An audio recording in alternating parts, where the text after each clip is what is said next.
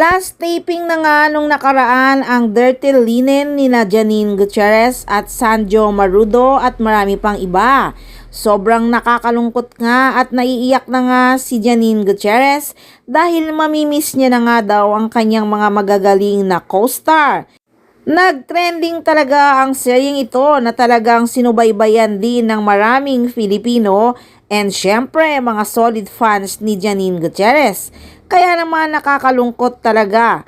Pero may show pa sila sa California this coming August 26 to 27. Kaya naman magsasama-sama pa sila ulit. Pero guys, may isang eksena talaga na pinakilig ni Janine Gutierrez at Sanjo Marudo ang manonood.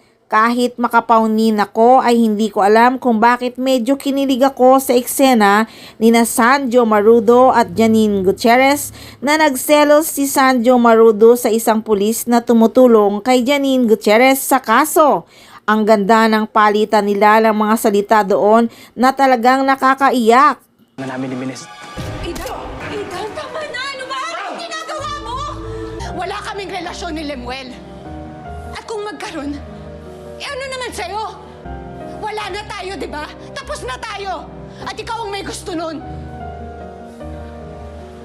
Mapapastanding ovation ka talaga sa galing ng pag-arte ni na Sanjo Marudo at Janine Gutierrez. So 1 week na lang tapos na ang Dirty Linen, kaya naman papalit na ang linlang ni Paolo Abilino na inaabangan na rin ng mga madlang people at mga fans dahil na rin sa ganda ng story at magagaling na rin ang mga artistang gaganap dito.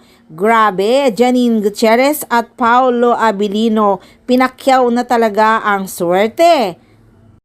So ano na nga ang susunod?